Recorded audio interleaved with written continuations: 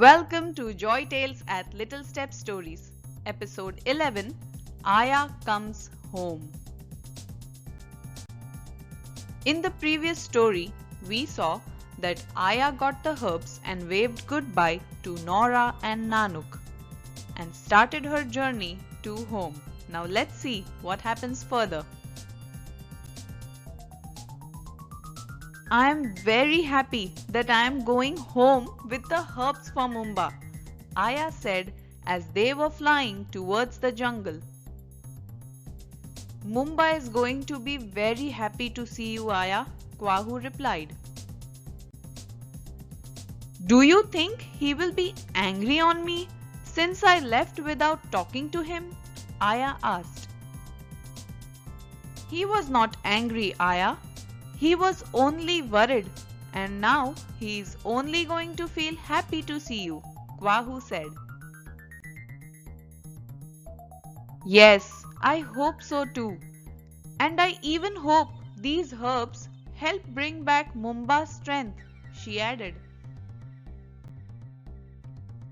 They were a little away from the jungle and stopped near a river for a break. Aya was drinking water from the river. Just then, another dragon came flying and lifted Aya with his feet. At first, Aya thought it must be Mushu teasing her, but soon she realized it was some other dragon attacking her.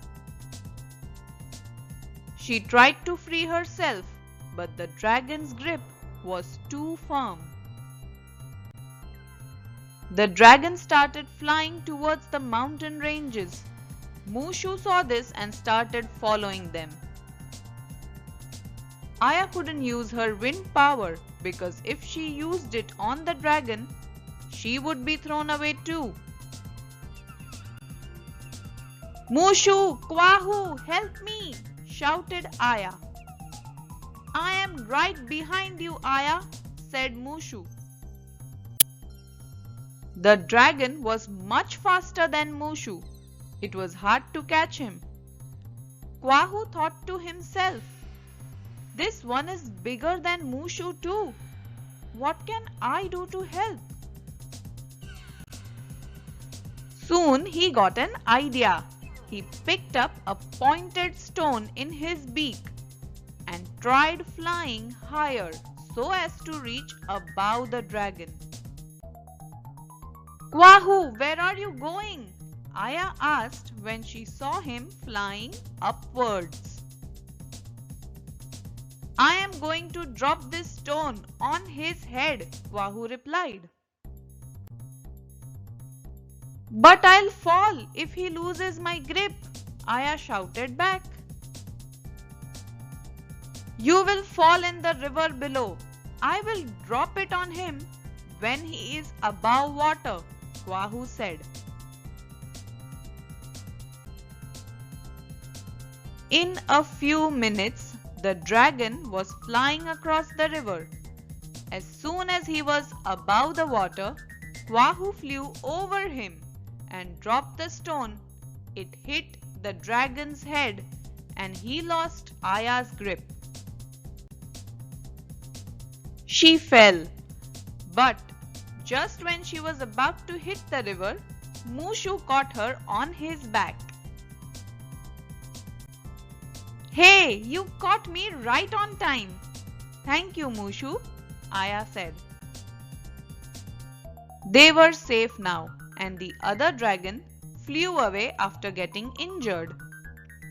Kwahu, Mushu, and Aya continued their journey into the jungle.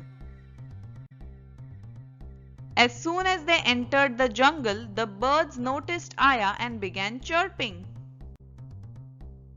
One of the birds flew to inform Mumba and Coco. Are you sure it was Aya? Coco asked excitedly.